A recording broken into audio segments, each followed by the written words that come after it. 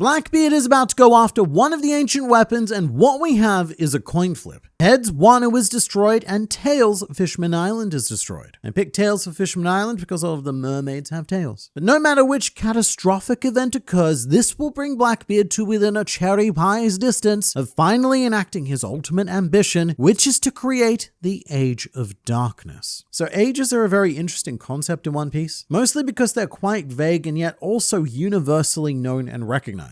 But in the entire history of fictional pirates, we've only referenced 4 ages thus far. The oldest one is known as the Age of Heaven. This was Alabaster's ancient history briefly told by Robin, which is so old that we don't even know where it falls into the timeline, but it could have been over 5,000 years. The second age we know of is the Age of Cayenne, which translates as Age of the Sea Circle. This is a period of world history that took place around 400 years ago, and that was the age that contains Nolant and Calgara. The third named age is the one we're probably the most familiar with, as it began immediately after Roger's execution. His final words sparked the Daikaizoku Jidai, the Great Pirate Era, which has also been referred to as the Golden Age of Piracy. And the final age is the one that we're currently living in, which has no official name as of yet, but it has been referred to as the New Age. The first instance of such was Doflamingo on Jaya, who was eagerly anticipating the eventual conflict with Whitebeard as a full stop to the Great Age of Piracy. And what the world is currently going through right now is the struggle to define the New Age, like how Roger defined the Great Age of Piracy. To take things back to Doflamingo, his plan was something world domination, with the idea of dictating what the New Age was according to his flamingo-y desires, which we don't know a lot about, but it was described by Doflamingo as an era where only the strongest survived, which is probably at least partially inspired by Kaido's ideas as well, considering that Doflamingo was the Joker in his pirate deck. Kaido had a similar ambition. He wanted to make the New Age in his image, which ideally was to embroil the world planet in the greatest and most destructive war ever seen, where only the strong would remain, and ideally he would be the strongest of all of the strong, much like how he structures the hierarchy of the Beast Pirates. And he may well have achieved this through an alliance with Big Mom, were it not for those meddling kids stopping that raid on Onigashima. But the struggle of age definition also extends to the Marines as well, although we're more familiar with their terminology of justice. Currently, Fleet Admiral Sakazuki is a contender to define this new age as an era of absolute and thorough justice, and unintentionally Luffy is also part of this race. He's not actively striving to define an age in his image, but the series is likely to end with him enacting the dawn of the world, and so the name of this new era may end up being the Age of Dawn or something along those lines. But right now, we are a long way from that, because Blackbeard is a very real and very strong contender to define the new age. And to be fair, I do think he has the strongest claim to the new age at the moment, as he did kill Whitebeard, and he certainly believes this because after acquiring Whitebeard's devil fruit, Blackbeard assaulted the ears of anyone who possessed them with the following: "Tell the world, to all you commanders who love boring peace, to the Navy, to the world government, and to all the pirates, the future of the world has just been decided." Yes, as of today, my era begins. And the era of Blackbeard would no doubt be something along the lines of the Age of Darkness. But we're currently 2 years into this new age and nobody has succeeded in defining it yet. And that's because the status quo has yet to be sufficiently destabilized. So for Blackbeard to bring his ambition to fruition, he needs to do something big, real big, and practically world-ending. And there's only a handful of ways to achieve that. One of which would be to invest his time and resources into inventing world-winning flavor. But unfortunately, that's the thing, it is that today's sponsor Fume has already done. Fume is an award-winning flavored air device that is not a vape, contains no nicotine, uses no batteries. In fact, Fume cores are closer to herbal teas, and they're made specifically with the act of fidgeting in mind, which is a prolific fidgeter I appreciate greatly, as well as the sweet, sweet taste of orange vanilla. The superior flavor. But many other flavors are available, such as the black licorice core, to provide that refined depth of experience for before, during, and after your long day of watching men talk about fictional pirates on the internet. Fume are also backed by doctors in the US and continually invest in third-party studies to ensure the safety of their products. And Fume have now served over 300,000 customers, and you could be another one by clicking the link in the description. And this holiday season, you can give the gift of better habits with Fume. Head to tryfume.com/groundline Review and use code GrandLine Review to get a free Fume topper when you order a journey pack. I love the toppers. They're a perfect addition to make your gift even more special. And if you're lucky, you could even win one of Fume's limited edition gold-plated devices this holiday season. Again, that's tryfume.com/GrandLine Review or just scan the QR code on screen to grab yours now and make someone's holiday unforgettable. And definitely don't forget about Fume because it's their sponsorship that allows us to bring you the best fictional pirate content possible as often as possible. So try them out, but for now it's back to you, me. Even with top tier physical power and the greatest of magical fruit, what Blackbeard needs is at least one ancient weapon to enact the Age of Darkness, and he's currently in quite a lucky position in that regard. In fact, it's very similar to starting a new Pokemon game. Blackbeard has woken up in Pallet Town to head over to Professor Oak's lab, and waiting for him there is a choice of 3 ancient weapons. Now, unfortunately, one of them, Uranus, has already been taken by his rival trainer Emu, and Blackbeard is now only able to choose between 2. Except in this case, Professor Oak is Professor Swamp, because now that Caribou has fanboyed his way to Hachinosu, Blackbeard has 2 options that he previously did not have access to. At this very moment, Caribou is the most pivotal character in the world, because he knows the location of both Pluton and Poseidon. He's been there, and not only that, he knows the true nature of both of them as well. And in order to compete with the raw power of Uranus held by the world government, Blackbeard needs to make a very important world-changing decision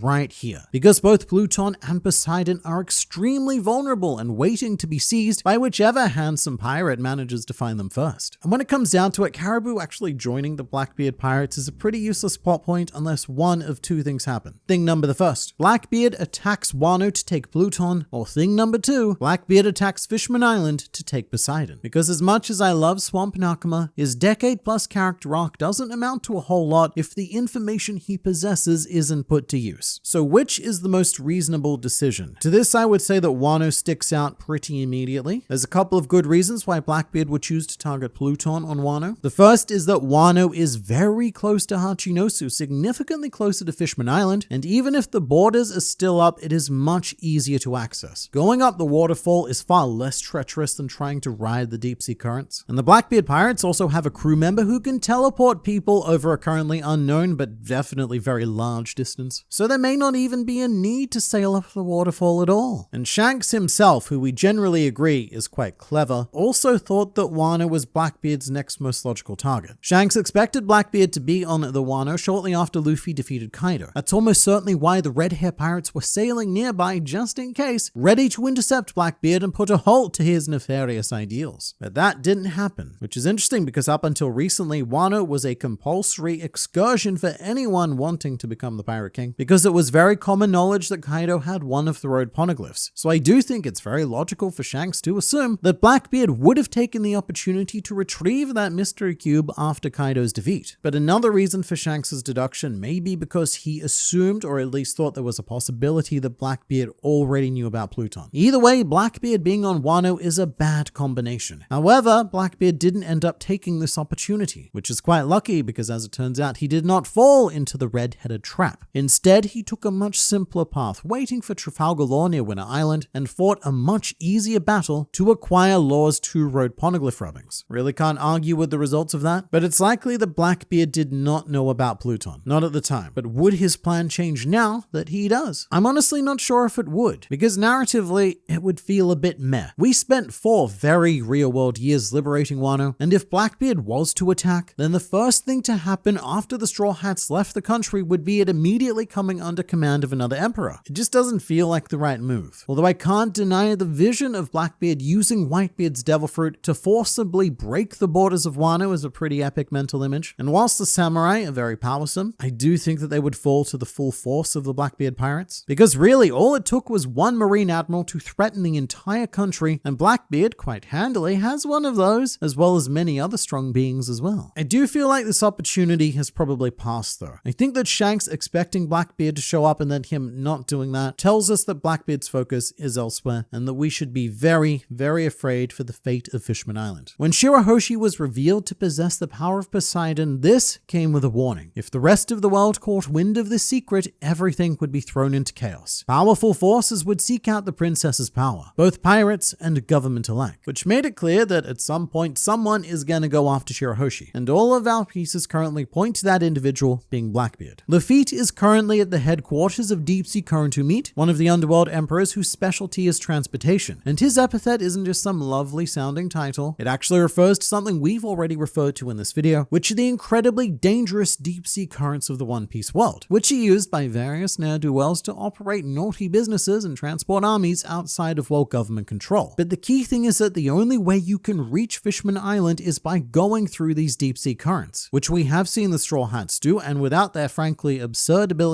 they would have died on multiple occasions just trying to visit Fishman Island. The other ship we've seen dive to Fishman Island was Roger's crew, so it tends to be manageable with a tight crew aboard one vessel, and that's why Fishman Island, despite being right under the world government, having no real military might of their own, have still managed to remain a sovereign kingdom. Because logistically, there is no force capable of transporting an entire invading army through the deep-sea currents. Let's say you had 100 ships. Each ship would need to have its own Nami-level navigator and Straw Hat-level crew to solve all of the problems. So you'd end up losing probably more than 90% of your army before you even got there. However, Deep-Sea Current Sumit is potentially the only person on this planet to have found a way to travel through the deep-sea currents en masse, which is currently the crux of his business empire. However, as flagged in chapter 1126, Blackbeard currently has a standing army of pirates on Hachinosu just waiting for Blackbeard to give them the order to conquer the planet. And so I believe that Lafitte has the integral role of hypnotizing Umit and or his company to have them use their expertise to transport this army, which probably wouldn't be needed if the target was Wano or another surface island. Blackbeard needs someone who specializes specifically in the deep sea currents. But here's the interesting thing, right? Blackbeard was already planning whatever was going on here before Caribou told him about Poseidon. In fact, the last we saw, Caribou still had yet to even meet Blackbeard. So it may not have been his plan to go to Fishman Island directly. Blackbeard may have had other ideas to use the deep sea currents to attack any number of locations, but with Caribou's information, Fishman Island could very well be the target now. And I do think that Shirahoshi is the best possible ancient weapon to target for Blackbeard and Blackbeard alone, because the issue with going after Pluton is that it's a bit of an unknown quantity of an ancient weapon. I mean, we know it's a ship, but even if you get it, you need someone who knows how to operate it and sail it and navigate it and whatever the crap this future ship needs. In the case of the Straw Hats, that's an incredibly easy task because you have Frankie, who has actually seen the blueprints and understands the inner workings of Pluton. But the Blackbeard pirates don't even have a dedicated shipwright, at least not one that's been identified. If they did, it would have to be one of the members they recruited during Impel Down, because the original Blackbeard pirates all have roles already and none of them is shipman. And this lack of shipwright skill is reflected in the vessels of the Blackbeard pirates, which are pretty cool. I really love the simplistic log raft style, but they don't really scream sophisticated sailing. And not only that, but they also have San Juan Wolf, who is referred to as a colossal battleship himself. So these days, they're not even necessarily relying on constructed vessels at all. So I really don't think they have any business sailing the most technologically sophisticated ship ever built. But Shirahoshi and Poseidon, mate, they are just so easy. Shirahoshi may seem like a bad target at first because she can't even control her own abilities. However, considering that Lafitte is a hypnotist, she seems like the most logical target. You acquire Shirahoshi and you hypnotize her into controlling all of the Sea Kings on your behalf. And they have an extremely easy way of transporting a colossal mermaid as well, either via teleportation from Van Alga or by stuffing her into Caribou's swamp universe. And it would be quite thematically appropriate as well, as Shirahoshi's dream is to live under the sun. But after being taken by Blackbeard, you have that thematic threat of being trapped in the darkness and praying for the sun god to show up to bring light back to your world, which could be Luffy quite literally fulfilling a promise that Joy Boy was unable to do for the ancient mermaid princess. But there's more here, because this could also lead to the prophecy of the destruction of Fishman Island. I've made a whole video on this if you're interested, but Madame Charlie is never wrong. And if she says that it's going to be destroyed by this suspiciously Luffy-looking person, then it's going to be destroyed by a suspiciously Luffy-looking person. And wouldn't you know, the Blackbeard pirates, they just happen to have an ability to create suspiciously looking Luffy person. All we need is Katarina Devon to transform into him. It's implied that Devon needs to touch a target in order to assume their appearance, which we saw when she gave Saint Saturn a lovely pat on his, what would you call it, a spider appendage, before claiming that her mission was complete. He then warped away with Van Alga. But let's cut back to what happened slightly before that, which is the still unanswered question of who gave Luffy all of that food on Airken Island and who moved him away to the location where a squad of Marines were so surprised to find him. Now that Airken Island is over, I really don't think there's any answer to this question that doesn't start with a V and end in an Alga. Alga. Van Alga warped the food to Luffy because they needed to create enough chaos to access St. Saturn. But Van Alga could also have warped Luffy away to where the Marines found him, but before they did that, given Katarina Devon a chance to touch him as well. And if so, what we now have is a situation where Fishman Island doesn't even need to be aggressively invaded. The territory is under Luffy's protection, and if someone looking like Luffy shows up, then their guard will be down. And then, in the snap of a Spandam spine, Blackbeard will have acquired one of the 3 ancient weapons and would be in prime position to enact the incoming Age of Darkness.